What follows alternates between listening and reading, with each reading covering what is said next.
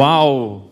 Como é bom estar de volta, como é bom receber cada um de vocês aqui, como é bom rever cada um de vocês e que vontade de dar um abraço, que vontade de comemorar.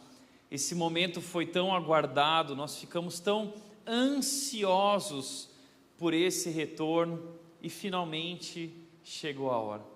Eu espero que hoje aqui nesse momento você tenha uma experiência incrível, que de fato você possa experimentar a presença de Deus, de Jesus, porque Ele está aqui e ao longo desse dia Ele tem falado tanto com a gente.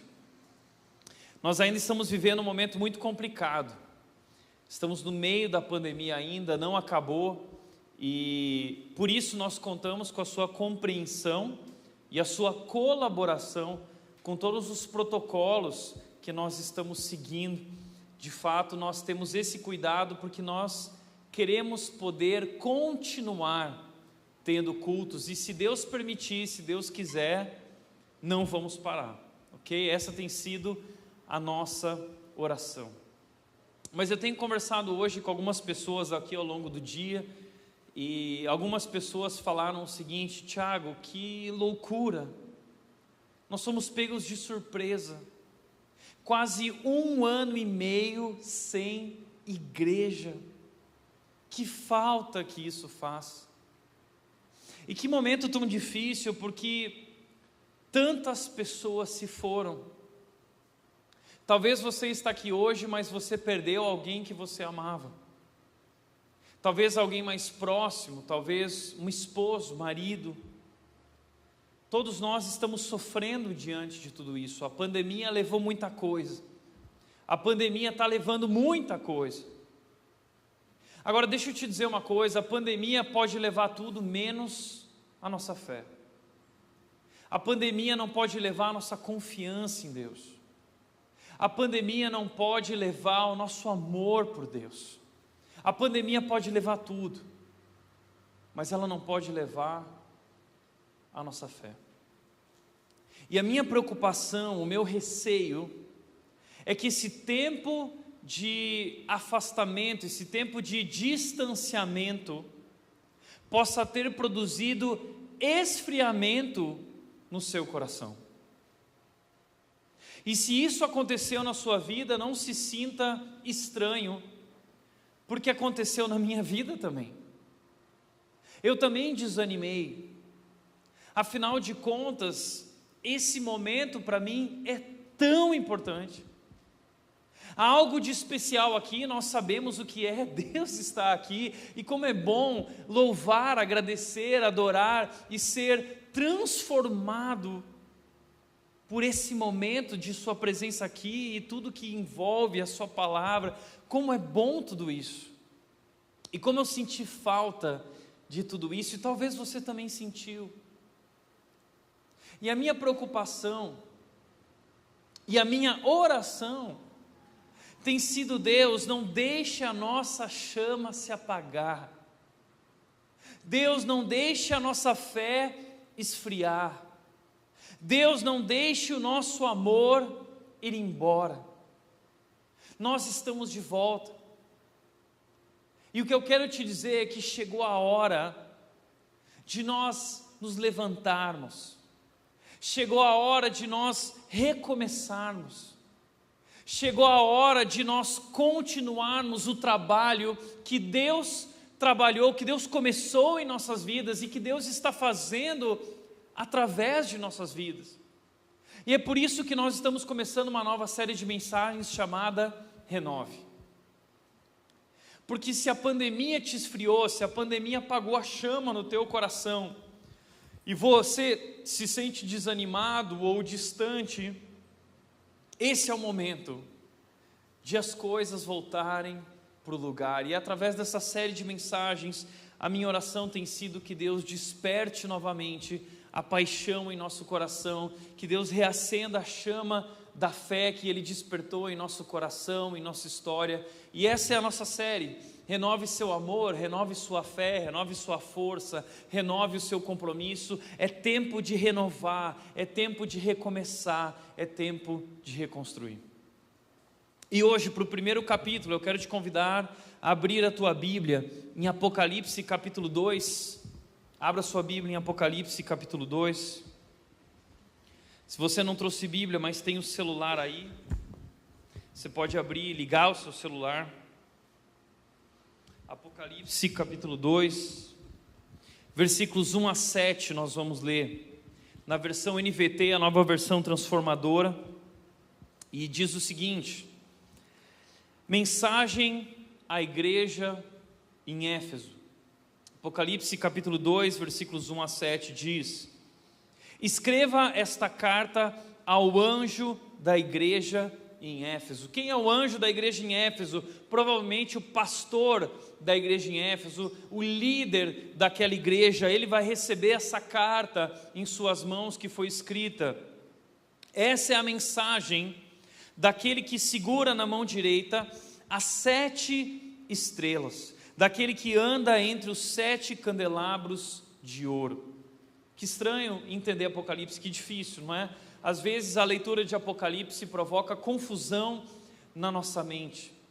Mas Apocalipse é um livro maravilhoso, e ele foi escrito com símbolos e códigos, porque João, que escreveu essa carta, ele era um apóstolo, o último apóstolo, e ele está preso, ele está exilado na ilha de Patmos, e ele recebe uma revelação de Deus. Deus quer falar com as igrejas através do seu apóstolo, o último apóstolo. Os apóstolos todos morreram, perseguidos, apedrejados, decapitados, e João então recebe essa missão de enviar uma carta àquelas igrejas durante um momento tão difícil. Só que João precisa escrever isso de uma maneira especial, senão os guardas e autoridades poderiam impedir que aquela carta chegasse às igrejas. Então ele usa símbolos e ele usa alguns códigos que os cristãos daquela época conheciam para levar a mensagem. É por isso que há tantos símbolos e tantas coisas estranhas para nós, mas que nós podemos compreender através de estudo. E uma das coisas interessantes é que quando ele diz aquele que segura na mão direita as 7 estrelas, quem é aquele que segura? É Jesus. Ele está falando sobre Jesus. E Jesus segura, Jesus é o cabeça dessas 7 igrejas, igrejas reais. As 7 estrelas ou 7 candelabros de ouro são 7 igrejas. Na Ásia, 7 igrejas importantes, 7 igrejas influentes. E Deus está enviando uma mensagem a essas igrejas. E o que o texto continua dizendo, versículo 2, a mensagem é: sei de tudo que você faz, vi seu trabalho árduo e sua perseverança, e sei que não tolera os perversos. Examinou as pretensões dos que se dizem apóstolos, mas não são, e descobriu que são mentirosos. Sofreu por meu nome com paciência, sem desistir. Contudo, tenho contra você uma queixa. Você abandonou o amor que tinha no princípio. Veja até onde você caiu, versículo 5. Arrependa-se e volte a praticar as obras que no início praticava. Do contrário, virei até você e tirarei o seu candelabro do seu lugar entre as igrejas. Mas a isto em seu favor, você odeia as obras dos nicolaítas, como eu também odeio. Versículo 7. Quem tem ouvidos para ouvir, ouça o que o Espírito diz às igrejas. Ao vitorioso darei o fruto da árvore da vida que está no paraíso de Deus. Através desse texto e dessa mensagem, eu quero hoje falar sobre renovar o seu amor, renovar o nosso amor. Hoje, através dessa mensagem em Apocalipse, o meu desejo e a minha oração é que Deus reacenda a sua paixão por Jesus. Por isso eu quero te convidar a entender o que Jesus está dizendo àquelas igrejas através desse texto. E eu quero começar pelo final. O versículo 7, ele diz o seguinte: quem tem ouvidos para ouvir, ouça. O que isso quer dizer? Quer dizer que é uma mensagem muito importante. E nós temos esse costume de ouvir. O mundo é tão barulhento e às vezes estamos vendo a televisão, ouvindo o rádio, ouvindo alguém, mas muitas vezes aquilo que nós ouvimos entra por um ouvido e sai pelo outro. Mas essa mensagem é uma mensagem muito importante que não deve ser apenas ouvida, mas ela precisa ser absorvida, ela precisa ser compreendida e ela precisa ser colocada em prática, pois há algo em jogo. Se nós entendermos, compreendermos e praticarmos o que vai ser falado aqui, nossas vidas serão transformadas, seremos vitoriosos. Então essa mensagem é muito importante. E nós devemos ouvir com essa disposição de entender para praticar, para obedecer. Porque essa não é uma mensagem comum, é uma mensagem enviada pelo Espírito às igrejas. Ouça o que o Espírito diz às igrejas. Que Espírito é esse? É Deus. O Espírito de Deus fala com João. Como eu disse, João é o último apóstolo. E todos os apóstolos morreram perseguidos, apedrejados, decapitados. E só resta João, o último apóstolo, escrevendo o último livro, a última revelação que Deus trouxe ao homem. E João está exilado por ser um pregador do Evangelho no meio do Império Romano, um tempo de muita perseguição, onde os cristãos eram colocados diante de arenas, diante de tigres, diante de leões, e eram mortos por sua fé em Jesus. Então eles prendem João, ele está lá exilado na ilha de Patmos, e ele recebe de Deus essa revelação. O Espírito traz uma mensagem ao coração de João, para que ele transmita essa mensagem às igrejas. E uma dessas mensagens é uma mensagem à igreja de Éfeso. Mas essa mensagem às igrejas e à igreja de Éfeso não é só uma mensagem para aquelas igrejas, mas para todas as igrejas que vieram ou viriam após essas igrejas. E essa mensagem alcança a nossa igreja. Essa mensagem tem a ver conosco. A mensagem que o Espírito enviou há 2000 anos atrás é uma mensagem que hoje precisa ser ouvida por nós. Precisa ser praticada por nós. E o texto diz: ao vitorioso darei o fruto da árvore da vida que está no paraíso de Deus. O que isso significa? Significa que o que está em jogo aqui é o nosso futuro. O que está em jogo aqui é a nossa vida eterna. A nossa salvação em Jesus depende do entendimento dessa mensagem. Uau, que mensagem! E qual é a mensagem então? A mensagem é a seguinte: a primeira mensagem de Deus para essa igreja, Ele quer dizer o seguinte: eu sei tudo sobre você. Deus diz para essa igreja, Apocalipse capítulo 2, versículo 2, Ele diz: sei de tudo que você faz. E a primeira coisa que nós aprendemos aqui, e essa igreja descobre, é: Deus sabe tudo sobre você. Deus sabe tudo sobre você. Aliás, Deus sabe tanto sobre você, muito além do que você mesmo sabe sobre você. Deus nos conhece por inteiro. Alguém certa vez disse que a nossa vida é como o tabernáculo ou o templo de Deus. O que era o tabernáculo? Quando o povo de Deus, de Israel, lá no Antigo Testamento, saiu do Egito, passou pelo deserto, Deus trouxe para eles a ideia do tabernáculo, que era o lugar onde Deus ia revelar sua presença entre o povo. E o tabernáculo, de acordo com a ordem de Deus, tinha 3 partes. A primeira parte do tabernáculo era uma parte em que todas as pessoas poderiam se aproximar e estar presentes. Primeira parte. A segunda parte, as pessoas não podiam ir. Era um lugar que só os sacerdotes, representantes de Deus diante do povo, poderiam ir. Mas havia uma terceira parte no tabernáculo que nem o povo, nem as pessoas, nem os sacerdotes poderiam entrar. Era o Santo dos Santos. Lugar onde Deus habitava, a presença de Deus estava ali. E ali ninguém entrava. Apenas no sumo sacerdote uma vez por ano. Então, alguém já disse que a nossa vida é como o tabernáculo, possui 3 partes. Existe uma parte da nossa vida que todas as pessoas conhecem. É comum a todos sobre nós. Mas existe uma parte da nossa vida que ninguém sabe sobre nós, coisas que nós guardamos no nosso coração, coisas que muitas vezes escondemos e não queremos que ninguém descubra. Mas existe uma terceira parte da nossa vida que nem as pessoas, nem nós conhecemos, que apenas Deus conhece. Deus nos conhece no mais profundo do nosso coração e da nossa alma, de uma maneira como nem nós mesmos nos conhecemos.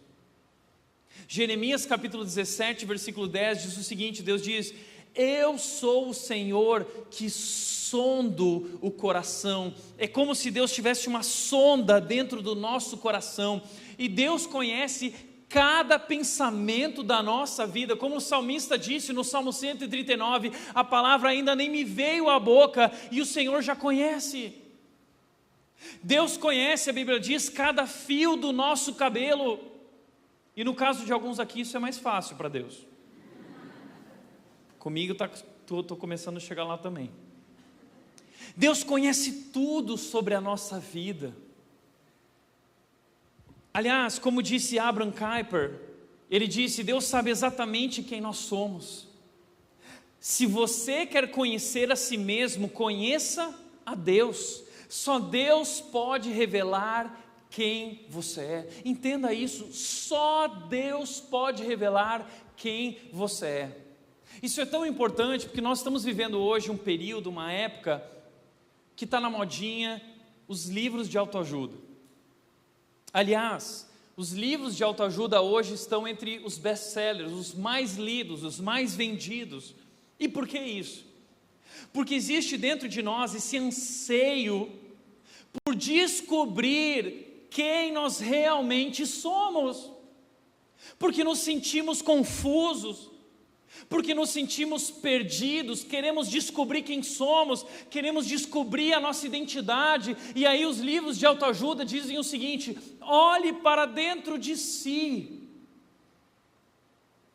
Mas entenda uma coisa, não é olhando para dentro de si que nós vamos descobrir quem nós realmente somos, nós precisamos olhar para fora, nós precisamos olhar para o alto. O segredo não é autoajuda, o segredo é a ajuda do alto. Somente Deus pode revelar quem nós somos, o Deus Criador que nos criou, que criou cada detalhe da nossa vida, que colocou a sua imagem e semelhança em nós. Esse Deus nos conhece, e se nós queremos nos conhecer, nós precisamos conhecer esse Deus. E esse Deus pode ser conhecido porque esse Deus se revelou a nós através de um livro. E esse livro fala coisas boas a respeito de nós. Esse livro diz que nós somos criados por esse Deus, a sua imagem e semelhança. Uau! Mas esse livro também fala coisas ruins a respeito de nós. Esse livro fala coisas desagradáveis. Esse livro fala coisas politicamente incorretas a respeito de quem nós realmente somos. E esse livro, a palavra de Deus, nos chama que somos pecadores, somos traidores. Nós desobedecemos o Deus Criador, e a nossa desobediência trouxe consequências graves, trouxe morte, trouxe ruptura com Deus, trouxe separação, trouxe caos. O mundo não era assim, o mundo perfeito que Deus criou, em Gênesis 1 revela isso. Esse mundo foi distorcido, foi separado de Deus, e tudo que vemos hoje, todo o mal, a violência, a própria morte, é resultado, é consequência do nosso pecado. E é esse livro que nos ajuda a entender esse problema que existe dentro de nós. Já percebeu isso? Parece que tem alguma coisa errada com a gente. Se você for sincero sobre quem você realmente é, você vai perceber que há algo de errado dentro de nós. Existe uma luta dentro de nós. Paulo fala isso em Romanos capítulo 7, ele diz o seguinte: tem algo de errado comigo, porque aquilo que eu quero fazer eu não consigo fazer, e aquilo que eu não quero fazer eu acabo fazendo. Miserável homem que sou, quem vai me livrar disso? Eu sou controlado por uma lei dentro de mim, que ele chama de lei do pecado, atuando em seus membros. Tiago capítulo 4, versículo 1 vai dizer o seguinte: de onde vêm as guerras, de onde vêm os conflitos entre vocês? A gente está vivendo um tempo de conflitos, isso não é novidade, isso sempre foi assim. De onde vem isso? Tiago diz, não vem do interior do seu coração, de suas paixões que guerreiam dentro de vocês? Já percebeu que nós temos uma guerra dentro da gente, uma luta interior? Pois é, livros de autoajuda não vão te mostrar isso, apenas a palavra de Deus revela a verdade. E a Bíblia mostra que você é mais pecador que você é capaz de imaginar. Mas a mesma Bíblia mostra que você é mais amado por Deus do que você jamais um dia poderá compreender. Deus sabe tudo sobre você. Deus conhece cada detalhe da sua vida, Deus conhece cada pecado em sua vida, e ainda assim, Deus ama você. Deus sabe tudo, e é isso que Ele diz para essa igreja: eu sei tudo sobre vocês, eu conheço vocês. Em segundo lugar, Ele diz o seguinte: e por conhecer vocês, eu tenho elogios para vocês. Deus tem elogios para essa igreja. Ele continua dizendo no versículo 2: eu vejo o seu trabalho árduo. Primeiro elogio que Deus tem para essa igreja é que Deus vê que é uma igreja engajada, uma igreja que serve, uma igreja que não é preguiçosa, uma igreja que está engajada na missão, servindo sua cidade, fazendo a obra que precisa ser feita, uma igreja que tem trabalhado arduamente. E eu não sei se você sabia disso, mas igreja dá trabalho. Esse movimento aos domingos dá trabalho. Muitas pessoas vêm aqui, elogiam e dizem: uau, que organização, que legal, que experiência, mas não imaginam quanto trabalho, quanto suor, quantas lágrimas são derramadas para que de fato nós possamos servir o nosso Deus com excelência. Aliás, tem muita gente que às vezes me pergunta o seguinte: mas você trabalha de tempo integral como pastor? Como se ser pastor fosse não trabalhar, tipo, vida boa, e tipo assim, mas Tiago, o que você fica fazendo durante o dia? Você fica orando, fica falando com Deus? Gente, igreja dá trabalho, cuidar de pessoas é muito trabalhoso. Igrejas saudáveis, igrejas que crescem, são igrejas que trabalham arduamente. E essa é uma igreja, a igreja de Éfeso é uma igreja que trabalha arduamente, está servindo a Cristo com excelência, excelência nos detalhes. Além do seu trabalho árduo, Deus vai elogiar eles por uma outra questão. O texto continua dizendo: vejo o seu trabalho, sua perseverança, e sei que não tolera os perversos. Você examinou as pretensões dos que se dizem apóstolos, mas não são, e descobriu que são mentirosos. O segundo elogio de Deus para essa igreja é o seu zelo pela palavra. Eu destaquei aqui a palavra examinou, porque eles perceberam que no meio da igreja começaram a se infiltrar falsos mestres, gente vindo com novas ideias enganosas, e Deus chama essas pessoas de perversos. Deus chama essas pessoas de mentirosos. E a igreja de Éfeso foi uma igreja com zelo pela palavra, comprometida pela palavra, que quando ouviu essas ideias enganosas, examinou para ver se de fato tudo isso era verdadeiro, e quando perceberam que não era verdade, quando perceberam que eram falsas ideias, eles confrontaram, eles botaram para fora essa gente. Você entendeu isso? Que dentro de igreja tem muita gente pregando coisas que não são verdades. Tem muita gente que confia em qualquer pastor. E deixa eu te dizer uma coisa: nunca confie em qualquer pastor ou líder de igreja. Não confie. Sabe por quê? Porque a autoridade não está em homens, a igreja não está, a autoridade não está em uma instituição, a autoridade está na palavra de Deus. E se qualquer homem, qualquer pastor, qualquer líder não pregar de acordo com a palavra de Deus, a Bíblia chama isso de falso mestre, mentiroso, perverso, e hoje nós vemos muito isso por aí, e isso não é novidade, isso vem desde aquela época. A igreja de Éfeso lutou contra esses falsos mestres. Jesus disse lá em Lucas 21 que no último dia, no dia do juízo final, no momento de prestar contas a Deus, muitos desses pastores e líderes vão chegar e vão dizer o seguinte: Jesus, mas em teu nome expulsamos demônios, em teu nome fizemos milagres e realizamos maravilhas.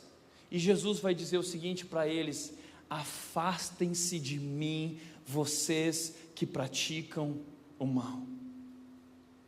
Então, fique atento.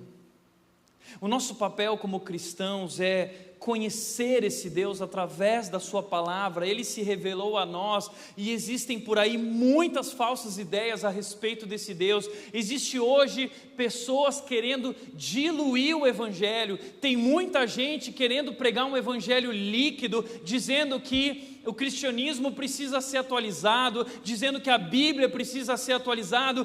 Fique atento, eles são eloquentes em seus discursos, a Bíblia diz, mas eles combateram. Aliás, o versículo 6 diz o seguinte: eu também tenho isso a seu favor, você odeia as obras dos nicolaítas como eu também odeio. Quem eram os nicolaítas? Alguns estudiosos acreditam que os nicolaítas eram um grupo de pessoas que começou a pregar uma nova versão do cristianismo, um cristianismo atualizado. É um cristianismo mais liberal, um evangelho mais liberal. Eles queriam conciliar o melhor do mundo e o melhor da igreja, porque o discurso fica muito politicamente incorreto, falar de pecado não é legal e nem agrada ninguém, não enche igreja, né? Então a gente começa a pregar um evangelho mais de boa, sem verdade, só amor. Depois, estímulo à imoralidade, aquilo que a Bíblia pregava contra, eles diziam: não tem problema, foco na experiência e no sentir. Tipo de gente que era conduzido pela emoção e não pela razão. Gente, esse é um problema sério na vida cristã e nas igrejas por aí. Quanta gente sendo guiada pela emoção e pelo coração e não pela razão. Entenda uma coisa: a fé não é a morte da razão. Pelo contrário, Hebreus 11, versículo 1 diz que a fé é a certeza. O que a palavra certeza ali é convicção, é compreensão. Então a fé é uma compreensão racional que me leva a uma experiência com Deus de obedecer mesmo sem ver. Então entenda isso. Não é errado viver uma experiência com Deus, não é errado sentir, mas a nossa experiência, ela vem da compreensão do evangelho. Paulo diz em Efésios capítulo 3, versículo 18, ele diz que vocês possam compreender. E aí no versículo 19 ele diz, para que vocês possam experimentar. Compreender o amor de Deus, para poder experimentar o amor de Deus. Então a nossa fé é uma fé que compreende, a razão abraça o coração. A razão envolve emoção. Como disse o doutor Augusto Nicodemos, Jesus Cristo veio ao mundo para tirar o seu pecado e não a sua inteligência. E tem gente que começou a parar de usar a razão e começou a viver esse cristianismo emocional. Eu quero sentir uma coisa mais mística, e está na moda esse misticismo, e o que tem desse evangelho diluído por aí que não é evangelho. E talvez você tenha 3 pés atrás com a igreja, está cheio de receios com o evangelho, só que na verdade o que você ouviu sobre o evangelho não é a verdade sobre o evangelho, mas são ideias enganosas de falsos mestres, e é o que nós mais temos hoje. Continuamos assim como a igreja de Éfeso, examinando, pregando e combatendo, e botando para fora aqueles que se opõem à verdade da palavra. E muita gente já foi colocada para fora da rede por se opor à palavra. E entenda isso, nosso compromisso como igreja é com a palavra, e não com pessoas. Nós amamos as pessoas, mas nós vivemos aquilo que Deus disse que nós devemos viver. E essa igreja fez isso. Uau, que igreja! Você entende isso? Uma igreja que assumiu um compromisso com a palavra de Deus, e por causa disso, essa igreja, diz a Bíblia, foi perseguida, e eles perseveraram, porque esse confronto gerou perseguição. O versículo 3 diz: sofreu por meu nome com paciência, sem desistir. Eles não abriram mão de sua fé, eles não abriram mão da palavra, eles não abriram mão da verdade, e sofreram por causa disso, e não desistiram, eles perseveraram. Uau, que igreja, não é? Que igreja! Trabalho árduo, engajados na missão, zelo e compromisso com a palavra e perseverança. Eu nunca conheci uma igreja tão espetacular, não é? Mas o texto não para aí. Deus diz o seguinte sobre eles: eu tenho algo contra vocês. Ele diz: contudo, apesar disso, tenho contra você uma queixa. Você abandonou o amor que tinha no princípio. Você abandonou o amor que tinha no princípio. Espera aí. Puxa Deus, essa igreja é tão espetacular, olha tudo que eles viveram, é só um detalhe. Será que Deus não está pegando pesado demais com a igreja de Éfeso? Puxa Deus, não existe igreja perfeita, nenhuma igreja do Novo Testamento foi, nós também não somos, não existem pessoas perfeitas nem igrejas perfeitas. Será que Deus não está pegando pesado demais? Afinal de contas, nós olharíamos para essa igreja de Éfeso, se ela existisse hoje, nós diríamos: é isso que é a igreja.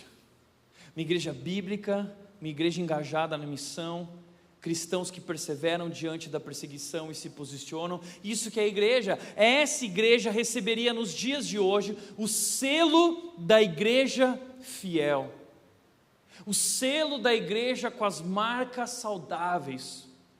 Isso que é a igreja. E nós colocaríamos essa igreja no pedestal, como referência para todas as outras igrejas. Mas o que Deus está dizendo é que essa igreja não está no pedestal. Deus está dizendo que essa igreja não merece esse lugar. Pelo contrário, Ele diz o seguinte: se você não entender o que eu estou falando, se você não entender esse problema, eu vou vir e vou tirar o seu candelabro. O que significa tirar o candelabro? Você deixou de ser igreja. Se você não entender isso aqui, vocês deixaram de ser igreja, deixaram de ser meus representantes aqui na terra. Isso é muito grave. Então, o que Deus quer dizer com vocês abandonaram o primeiro amor, e por que isso é tão importante? Para que a gente compreenda isso, a gente precisa lembrar a história da igreja de Éfeso. E a história da igreja de Éfeso é uma história incrível. A história dessa igreja começou lá em Atos capítulo 18 e 19. Se você for lá para o livro de Atos na Bíblia, você vai descobrir que primeiro Apolo esteve em Éfeso pregando, e surgiram ali discípulos de Jesus, e depois Paulo passou por ali pregando. Paulo foi para a sinagoga, diz Atos 18, pregou entre os judeus, foi rejeitado pelos judeus, e aí ele alugou um espaço numa escola. Atos 18 diz que Paulo foi pregar o evangelho na escola de Mileto. E ali ele começou a pregar durante anos, alugando aquele espaço, e pessoas que passavam naquela cidade ouviam o evangelho. E muita gente passava naquela cidade, sabe por quê? Porque aquela era uma cidade muito importante. A cidade de Éfeso era o portal de entrada para a Ásia Menor. Era uma cidade portuária, era praia. Os grandes comerciantes do mundo estavam em Éfeso. Era um lugar de muita coisa acontecendo, era uma cidade linda, uma cidade grande, mais ou menos, os estudiosos acreditam que 250 mil habitantes. Imagina isso, uma cidade rica, uma cidade cheia de prédios, prédios altos, uma cidade que tinha um teatro que cabiam 25 mil pessoas, uma cidade que tinha a biblioteca de Celso, com milhares de exemplares de livros. A cultura grega influenciava aquela cidade, a cultura romana influenciava aquela cidade. Haviam inúmeros templos espalhados pela cidade de Éfeso, templos onde havia o culto ao imperador. Mas de tudo, o que havia de mais importante naquela cidade era o templo da deusa Diana, considerado uma das 7 maravilhas do mundo antigo, uma coisa grandiosa. E quando as pessoas chegavam lá, elas ficavam maravilhadas com o templo da deusa Diana. E aí aquele pessoal que guiava os turistas falava: olha só, tem tanto de altura, tem tanto de comprimento, tem tanto de largura, tem tanto de profundidade, todo feito de mármore, feito de ouro. Era algo incrível, e pessoas do mundo inteiro viajavam até Éfeso para conhecer aquela maravilha. Então era um lugar que muitas pessoas passavam. E a Bíblia diz que Paulo conseguiu pregar para todo mundo que passava ali, e pasme, o impossível aconteceu. Qual é a chance do evangelho que nasceu com Jesus e com os discípulos ali na Galileia, pessoas sem importância, gente desvalorizada? Qual a chance do evangelho de Jesus entrar numa cidade tão poderosa, tão estruturada, tão rica e produzir impacto? Não há chance, mas o impossível aconteceu em Éfeso, e Deus começou a alcançar corações, e pessoas que passavam por ali se convertiam ao evangelho, se tornavam discípulos de Jesus, e quando partiam para os seus lares, levavam essa mensagem, de tal forma que uma igreja se instituiu em Éfeso, e ao redor de Éfeso, em várias cidades ao redor, igrejas foram surgindo por causa daquela chama que foi acesa em Éfeso. Grandes maravilhas, grandes milagres, Deus transformando a vida das pessoas, Deus curando as pessoas. Diz que só de tocar nas vestes de Paulo as pessoas eram curadas, e essa notícia foi se espalhando e criando um grande movimento de salvação. E diz Atos 19 que o nome de Jesus era engrandecido. O nome de Jesus era engrandecido e se tornava cada dia mais conhecido. E sabe o que aconteceu? A transformação era tal que chegou um momento, Atos 19 diz que houve uma manifestação, uma grande manifestação. Pessoas vinham e traziam seus objetos de idolatria, traziam seus livros de feitiçaria e bruxaria e autoajuda, e queimaram diante de toda a cidade todo aquele material, dizendo o seguinte: isso não é a verdade, nós conhecemos a verdade é Cristo Jesus, o Salvador do mundo. E assim Jesus Cristo foi se tornando poderoso no meio daquela cidade. Isso incomodou muito as autoridades. Isso incomodou muito um homem chamado Demétrio, que era o líder dos comerciantes, talvez o líder do sindicato, e eles começaram a perder dinheiro. Por quê? Porque as pessoas iam para aquela cidade por causa da Diana, a grande deusa Diana, e as pessoas pararam de ir ao templo, as pessoas pararam de comprar as miniaturas que eles vendiam do templo da deusa Diana, daquela maravilha, e eles começaram a perder dinheiro. Então eles se incomodaram com Paulo, e ele levantou a galera do sindicato, e eles foram contra Paulo, arrastaram os discípulos até o teatro, e eles queriam matá-los. Um grande tumulto. O evangelho abalou a estrutura daquela cidade, de toda a região da Ásia Menor.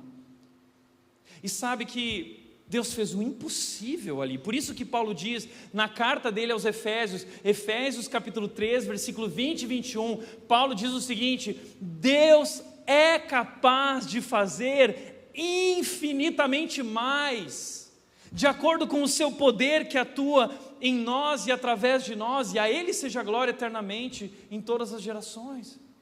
O que Deus fez em Éfeso, Ele pode fazer em qualquer cidade. O que Deus fez em Éfeso, Ele pode fazer na sua vida, Ele pode fazer no seu casamento, Ele pode fazer na sua história, Ele pode fazer na sua carreira. Entenda isso, Deus é capaz de fazer infinitamente mais.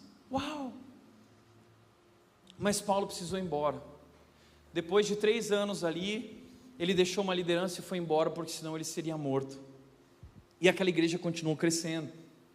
Depois de 5 anos, mais ou menos, Paulo não voltava mais para aquela igreja, mas Paulo ouvia falar deles.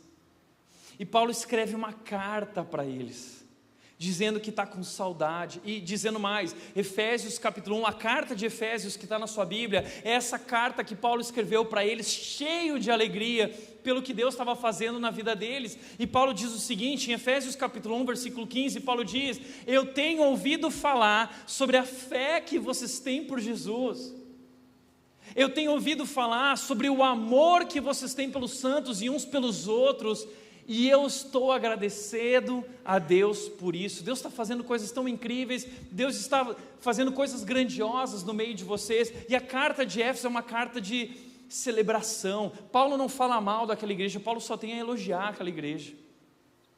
Capítulo 2, Paulo fala o seguinte: é incrível o que Deus está fazendo na vida de vocês.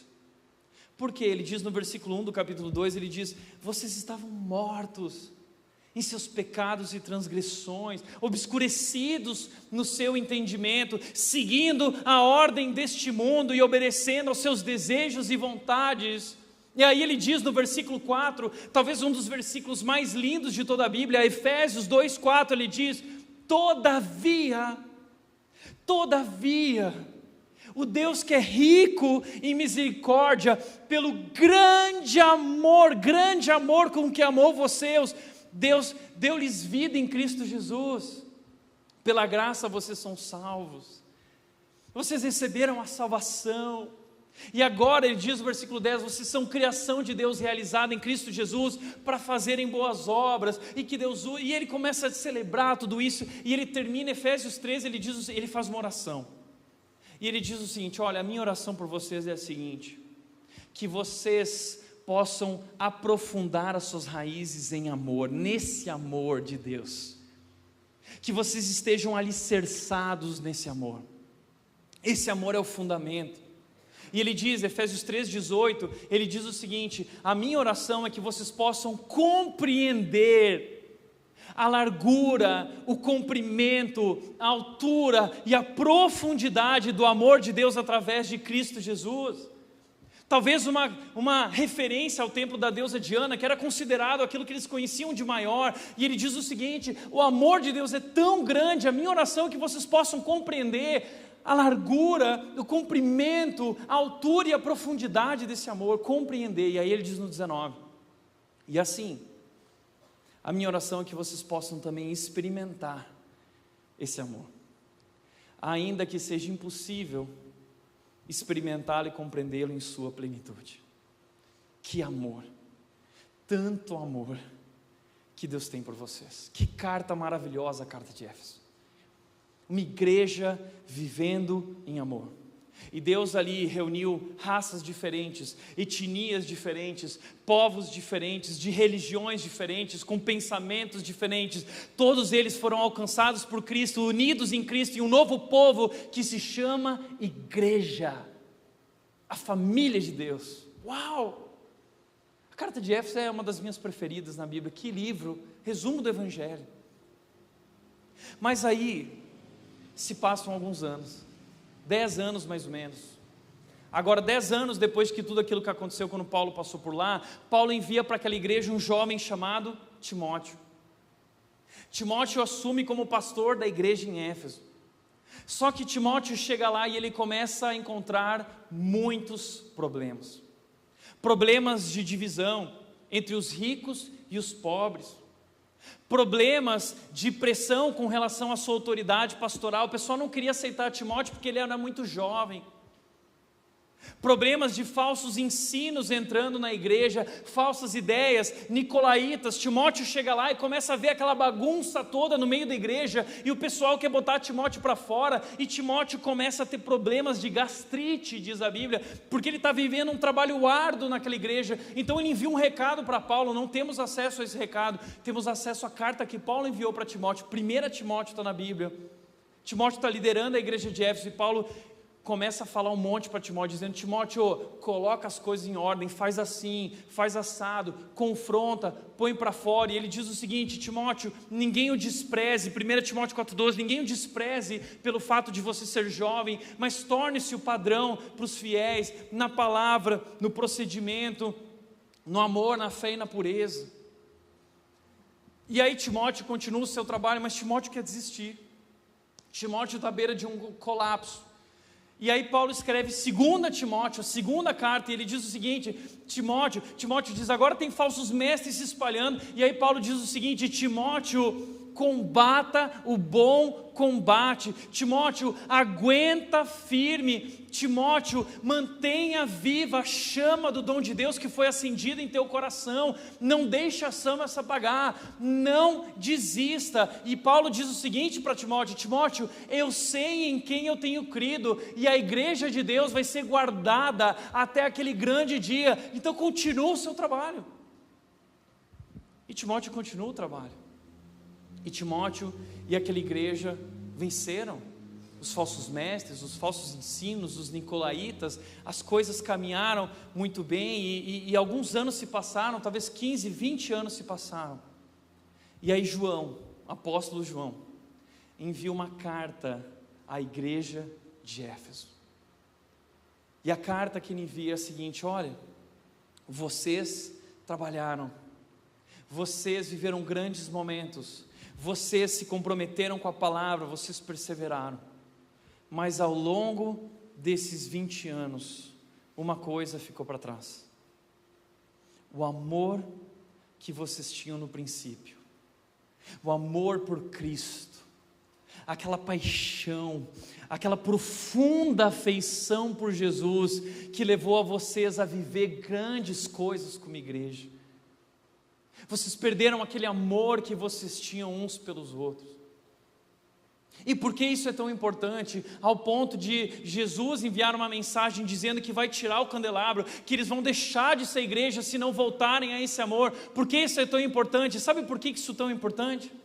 Porque, como disse Sproul, um teólogo, ele disse: a vida cristã sem amor é um exercício de futilidade.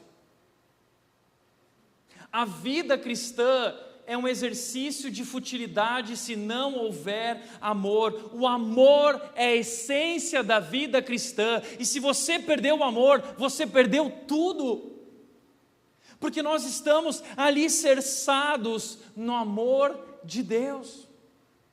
E o problema é que quando nós perdemos o amor, tudo que nós fazemos perde o sentido. Foi isso que Paulo disse em 1 Coríntios 13, ele disse o seguinte: ainda que eu fale a língua dos homens ou dos anjos, se eu não tiver amor, eu serei como o sino que ressoa, como o símbolo que retine. Ainda que eu tenha o dom de profecia, ainda que eu conheça todos os mistérios, ainda que eu tenha todo o conhecimento e tenha uma fé capaz de mover as montanhas, se eu não tiver amor, eu nada serei. Ainda que eu dê tudo que eu tenho aos pobres e ofereça o meu corpo para ser queimado, se eu não tiver amor, eu não serei nada, nada. Sabe o que significa? Que sem amor, conhecimento bíblico, zelo pela palavra, perseverança, tudo isso é futilidade, porque a vida cristã está alicerçada sobre o amor de Deus. É o amor que nos move, é um amor que nos envolve, é um amor que nos salvou, e é um amor que nos faz se desdobrar por todos os outros. Por isso, entenda uma coisa: sem amor, o trabalho árduo se torna mero ativismo. Sem amor, o zelo pela palavra, o compromisso pela palavra se torna tradicionalismo. É uma ortodoxia fria, é religiosidade, É o que nós vemos em muitas igrejas históricas por aí, igrejas centenárias que estão morrendo. E por que estão morrendo? Sabe por quê? Porque perseveraram, porque tiveram um compromisso com a palavra, mas abandonaram o amor, abandonaram a paixão por Cristo, deixaram de amar. E vira religiosidade. A perseverança sem amor se torna legalismo. E aí o evangelho se perdeu. Porque evangelho sem amor não é evangelho. E o que Paulo disse para a igreja lá em Éfeso, capítulo 4, Efésios capítulo 4, versículo 15, ele disse: antes, seguindo a verdade em amor. Seguindo a verdade em amor, cresçamos em tudo naquele que é o cabeça, Cristo. Então seremos cheios de sua plenitude, ele diz. É impossível conhecer a Deus e não amar. É por isso que lá em 1 João diz o seguinte: se você diz que ama a Deus, mas você não ama o seu irmão, você é um mentiroso. Porque você não pode amar a Deus que não vê, se não ama nem o seu irmão que você está vendo na sua frente, pois Deus é amor. E quando Jesus foi confrontado, perguntaram para ele: Jesus, qual é o maior mandamento da Bíblia? O maior mandamento, Jesus disse, é: amarás o Senhor teu Deus. Amar a Deus de todo o teu coração, de toda a tua força, de todo o teu entendimento, e amar ao próximo como a si mesmo. O nosso amor a Deus desemboca em amor uns pelos outros. E se não há amor na sua vida, se você não ama sua esposa, se você não ama o seu marido, se você não ama aquele que apoia o Bolsonaro, se você não ama aquele que apoia o Lula, você não conhece a Deus, porque Deus é amor. A vida cristã sem amor é um exercício de futilidade. Nós não podemos perder o amor. E o meu receio, o meu medo, a minha preocupação é que essa pandemia tenha apagado a chama em seu coração. O meu receio é que esses anos de vida cristã que você tem possam ter te feito esquecer o que Cristo fez por você, e a largura do seu amor, o comprimento do seu amor, a altura do seu amor, a profundidade do seu amor. Quando foi que você esqueceu a largura do amor de Deus? Quando foi que você esqueceu o comprimento do amor de Deus? Quando foi que você esqueceu a altura e a profundidade do amor de Deus? Quando foi que a vida cristã na sua vida se tornou rotina? Quando foi que a vida cristã na sua vida entrou em modo automático? Quando foi que você parou de viver por amor e paixão a Jesus? Porque Jesus Cristo disse o seguinte, em João 13, 34 e 35, ele disse o seguinte: eu tenho um novo mandamento para vocês, e vocês vão ser guiados por esse mandamento. O meu mandamento é: amem-se uns aos outros como eu amei vocês. E essa vai ser a marca que vai distingui-los como meus discípulos, se vocês tiverem amor. O amor é a marca do cristão. E se você não tem amor, você não tem nada. E a sua vida cristã é um engano e uma ilusão. Talvez você é um religioso, como a igreja de Éfeso é religiosa, porque eles perderam a essência da vida cristã, o amor. E aí talvez você pergunta: Tiago, e agora? A mensagem de Deus para essa igreja é a seguinte: há um caminho de volta. O caminho de volta qual é? Veja, diz o versículo 5, até onde você caiu, arrependa-se e volte a praticar as obras que praticava no princípio. Esse é o caminho de volta. Tem um caminho para você voltar. Se você caiu, se você se perdeu, se você esqueceu, se você esfriou, se a chama se apagou, há um caminho de volta para que essa chama seja reacendida, para que você volte ao primeiro amor. Tiago, qual é o segredo desse caminho de volta? Eu quero te mostrar aqui 3 segredos para você voltar. E o primeiro deles está nessa palavra, veja. Veja até onde você caiu. E eu vou tomar licença, eu vou buscar aqui a versão da NVI, a nova versão internacional, e a revista atualizada, que são outras traduções. Elas usam a palavra que melhor capta o sentido de veja, que é a ideia seguinte: lembre-se de onde você caiu. Lembrar, a primeira coisa que nós precisamos fazer é lembrar onde nós estávamos, lembrar o que nós estávamos vivendo, lembrar o que Deus fez em nossas vidas, olhar para a cruz, olhar para Jesus, olhar para o seu amor, lembrar o preço que foi pago, lembrar de Isaías 53, que diz que ele foi esmagado por causa do nosso pecado, lembrar o que ele diz em Efésios: nós estávamos mortos em nossos pecados, obscurecidos em nosso entendimento, todavia, o Deus que é rico em misericórdia nos amou com grande amor.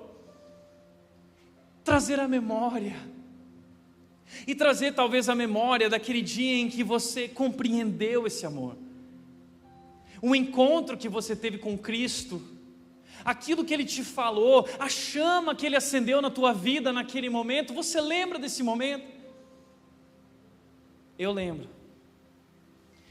lembro que quando eu tinha 14 anos, nasci em um lar cristão, mas foi com 14 anos, sozinho na minha casa, sentado ao piano, que eu tive um encontro com Jesus, e onde Ele acendeu a chama no meu coração. E eu lembro que eu estava sentado tocando piano, e eu senti algo naquele lugar que eu não sou capaz de explicar, e eu senti como que a mão de Jesus sobre meu ombro, atrás de mim, e dizendo no meu ouvido e no meu coração: Tiago, eu te amo, e eu tenho um grande plano para a sua vida. E eu lembro que eu nunca tinha experimentado isso, mas eu podia perceber todos os meus pecados, e eu caí de joelhos. E enquanto eu sentia o peso dos meus pecados, eu fui liberto, como que uma leveza foi tomada dentro de mim, como se eu estivesse sendo salvo e transformado naquele momento, a presença de Deus entrando na minha vida. E naquele dia eu consagrei a minha vida a Jesus, para ser pastor, para construir essa igreja. Essa foi o plano, essa foi a missão. Eu não podia compreender naquela época, eu não compreendia nem o que estava acontecendo comigo, porque era algo inexplicável. Mas foi naquele dia que eu escrevi uma poesia, 1997. Eu tinha 14 anos de idade, e eu não conseguia descrever o que estava acontecendo dentro de mim, era uma loucura. E eu decidi escrever o que eu estava sentindo para guardar para o resto da minha vida.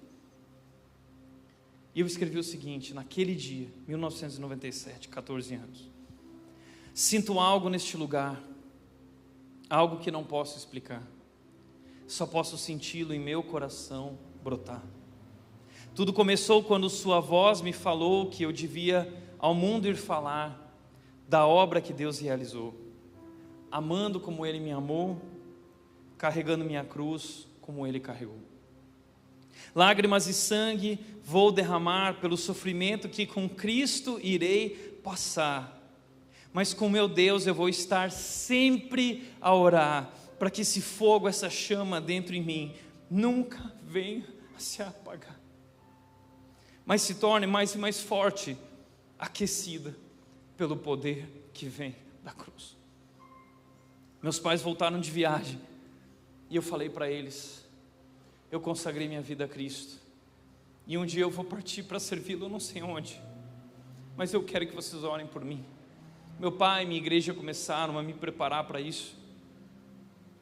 E eu lembro que eu acordava todas as manhãs desde aquele dia. Minha vida mudou da água para o vinho, do dia para a noite. Jesus Cristo entrou na minha vida. E eu lembro que todos os dias, 5:30 da manhã, eu estava de joelhos dobrados na sala da minha casa, orando até as 6:30 da manhã, durante toda a minha adolescência, buscando a presença de Deus. Eu lembro que eu saía com o coração em chamas, e eu ligava o meu Discman, ia para a escola caminhando, e eu ia ouvindo Lagoinha, Ana Paula Valadão. Olha o que é primeiro amor. E eu chegava na escola e o que eu mais queria, eu ficava orando, Deus me dá uma oportunidade para falar do teu nome, eu quero falar de Jesus para os meus amigos. E sempre que eu tinha um tempo, eu ia para a igreja sozinho, eu sentava no piano e ficava lá adorando a Deus, cantando grande ao Senhor, cantando Ele exaltado, adorando. E uma das coisas que eu lembro, e eu não contei nos outros cultos isso, eu lembro que enquanto eu tocava piano, os bêbados começaram a sentar na escada da igreja, e eles ficavam chorando. E eu ganhei uma paixão por aqueles homens, e eu comecei a pregar o evangelho para eles, e o que eu tinha de roupa no meu armário, o que eu tinha de tênis, o que eu tinha na minha vida, eu fui dando para eles, e levava comida para eles, e pregava do amor de Jesus, a tal ponto que quando eu fui para o seminário aos 17 anos, no culto, tem o vídeo, os bêbados, ou ex-bêbados, estavam sentados nas últimas fileiras da igreja, gritando, aleluia, aleluia. Eu lembro que eu chegava na igreja e gostava de arrumar cadeira, varrer chão, vivendo aqueles momentos. Eu lembro aos 14 anos, meu primeiro salário, eu lembro que eu ia receber meu primeiro salário e o chefe da empresa me chamou e eu subi aquela escada e quando eu cheguei lá em cima no escritório, eu recebi lá sem nenhum recibo, R$150. Eu fiquei tão feliz, sabe por quê? Não pelo dinheiro, mas porque a Bíblia de estudo que eu queria comprar custava R$150 e eu comprei aquela Bíblia como se fosse o maior tesouro da minha vida e eu comecei a mergulhar naquele livro porque eu queria conhecer, compreender a largura, o comprimento, a profundidade, a altura daquele amor de Deus que me amou apesar de quem eu sou. Uma chama. Por isso a pergunta que eu tenho para você, lembra-se, quando foi que você teve esse encontro com Cristo que mexeu, que abalou a estrutura do teu coração e transformou a tua vida, aquele desejo de falar de Jesus para todos, aquele desejo de estar com Jesus o tempo todo, como se fosse um namorados que se conheceram, sabe quando você liga, é meia-noite, tem que desligar para dormir, e ninguém quer desligar, fica lá, não, desliga você, não, então vamos contar até 10, 1, 2, 3, 8, 9, 10, você não desligou, sabe aquela paixão, o desejo de estar junto o tempo todo, é isso, é a gente lembrar o que a gente viveu, as grandes coisas que Deus fez na sua vida, estava fazendo no seu casamento, estava fazendo na sua carreira, o batismo, 220 batismos em 2019, Deus fazendo milagres, e não eram apenas números, transformação, casamentos restaurados, vidas sendo rendidas, uma cidade sendo impactada pelo nome de Jesus, e o nome de Jesus seja engrandecido. Lembre-se onde nós estávamos, o que Deus estava fazendo, e vamos voltar para esse lugar, porque Deus tem grandes coisas para nós, grandes coisas estão por vir, e Deus quer fazer grandes coisas na sua vida, e chegou a hora de voltar, chegou a hora de se arrepender, mudar. Arrependimento é mudança. Arrependimento não é remorso, arrependimento é mudança, é uma decisão, é uma compreensão do que aconteceu e uma decisão, daqui para frente será diferente. E ele diz, praticar, voltar a praticar as coisas que você praticava no princípio. É como quando você conheceu sua esposa no começo, apaixonado, e você dava para ela chocolate Copenhague, mas hoje o máximo que você dá para ela é uma serenata de amor ou um batom. Restaurar a paixão por Cristo é voltar a praticar as coisas que praticava no princípio, é dar o melhor para Deus, é buscar a Deus, é gastar tempo na palavra de Deus, é gastar tempo em oração, é gastar tempo nesse relacionamento, crescendo nesse relacionamento, e é através desses exercícios, voltando a praticar isso, que a chama em nosso coração é reacendida, e nós voltamos ao amor, e esse amor transborda em nosso coração, e transborda na direção daqueles que estão ao nosso redor. Eu lembro que vivendo aquele momento na minha vida, eu virava para minha mãe e eu dizia o seguinte: mãe, você já experimentou plenitude de alegria Mãe, eu tenho medo de morrer, porque eu não estou aguentando o que tem dentro de mim, isso está transbordando, eu preciso botar para fora, é uma chama queimando em meu coração. É isso. E a minha oração, como pastor da Igreja Red, é que Deus acenda essa chama no teu coração. A minha oração é que você possa conhecer a Cristo, você possa render sua vida a Jesus Cristo, e ser inundado por esse amor, que sua vida seja inundada por esse amor, que você possa compreender a largura, o comprimento, a altura e a profundidade do amor de Cristo Jesus. Por isso, para refletir e praticar, primeiro, você já teve um encontro com Jesus? Já viveu a experiência do primeiro amor? Você já viveu? Segundo, como anda hoje a sua paixão e amor por Jesus? Qual a sua motivação de viver e servir? Nós queremos te convidar a fazer parte disso, mas não por obrigação, não por medo, mas por amor, pela compreensão desse amor. Terceiro e último lugar, quais são as práticas que você pode voltar a exercitar para despertar novamente o seu amor? Tomar uma decisão hoje aqui e voltar a praticar aquilo, um novo hábito, exercitar isso, e a chama será reacendida em teu coração. Não deixe a pandemia esfriar o seu coração. Não deixe a pandemia levar a tua fé, levar o teu amor por Jesus. Nesse tempo, muita gente começou a ser abalado na sua fé. Pessoas que me perguntavam o seguinte: Tiago, por que Deus não fez nada quando meu pai estava entubado? E sabe qual é a minha resposta para você que duvida de Deus? Deus fez. Deus fez algo pelo seu pai que estava entubado. Deus fez algo pela sua mãe que estava entubado e morreu. Deus fez algo. Sabe o que Ele fez? Ele deu o seu filho para morrer no nosso lugar,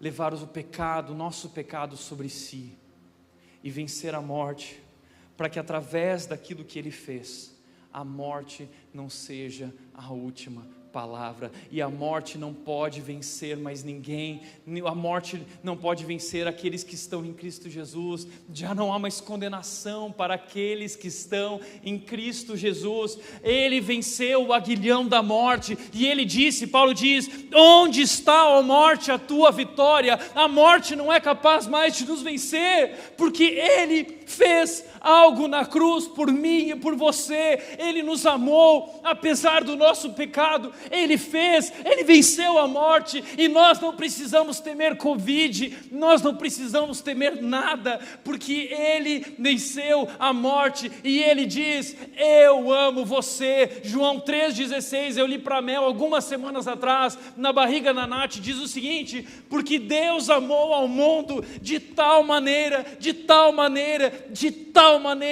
que Ele deu o seu Filho único. Ele sabe o que é perder alguém. Ele deu o seu Filho naquela cruz para que todo aquele que nele crê não morra, mas tenha a vida eterna.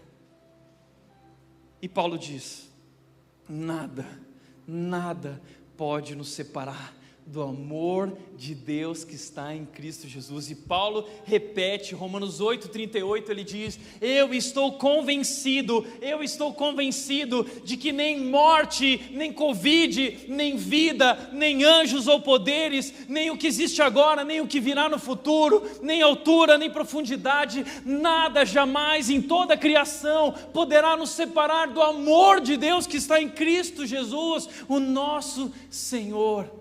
Uau! Esse amor nos cobre por todos os lados. O seu amor está sobre nós, nos garantindo a vida eterna. E nesse meio tempo de Covid eu tenho pensado muito na vida eterna, no céu. E é o que eu quero encerrar com essa imagem com você. Eu fico imaginando o dia que eu vou chegar lá no céu. Eu estou louco para ver Jesus e abraçar Jesus. Eu fico imaginando que eu vou chegar lá no céu. A Bíblia diz, Apocalipse diz que a porta é gigante, os muros são gigantes, e ele traz medidas que humanos não conseguiam compreender, de tal grandeza que era. E eu vou chegar diante daquela porta do céu, pequenininho, e um anjo vai estar na porta, e o anjo vai abrir o livro da vida e vai dizer: qual é seu nome? E eu vou dizer, ele vai dizer: Tiago. Eu já sei, eu estava brincando com você, nós sabemos, né? E aí ele vai começar a procurar lá, vamos ver, Tiago, tem muitos Tiagos, como o Tiago disse, né? Tem muitos Tiagos. Tiago Matos. Eu fico imaginando que ele vai abrir minha página, e essa página vai desenrolar todos os meus pecados, porque lembra, ele sabe tudo sobre mim. Tudo sobre mim. E quando eu começar a ficar preocupado, eu fico imaginando que ele vai olhar e vai dizer: opa, Tiago, tem um carimbo aqui, um carimbo de sangue, escrito Tetelestai, está pago, está consumado, perdoado. Tiago Mates é um filho de Deus. E eu fico imaginando o anjo abrindo aquela porta e dizendo: Tiago, vai ao encontro de Jesus, ele está sentado no trono, e eu acho que eu vou sair correndo, e eu quero abraçar Jesus e dizer: obrigado, obrigado. Eu acredito que em suas mãos ainda teremos as marcas, a prova do seu amor para conosco. Que Deus, que nós nunca esqueçamos a profundidade, a largura, o comprimento, a altura do seu amor. Amém? Feche teus olhos.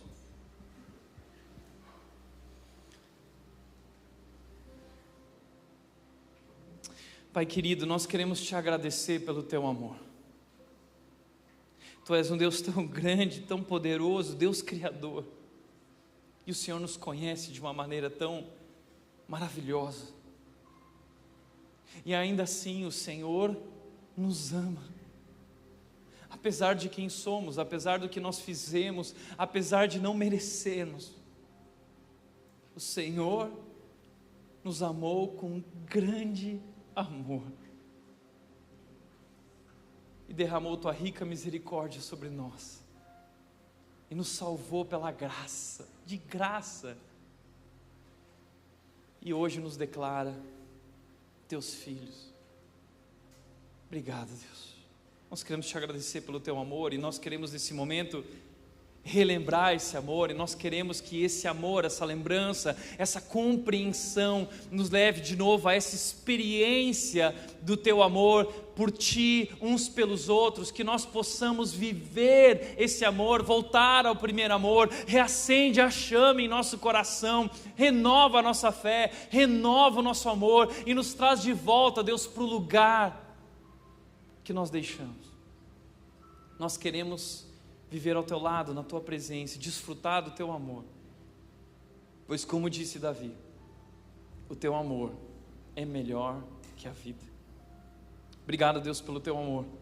Te agradecemos em nome de Jesus, em nome de Jesus. Amém. Amém.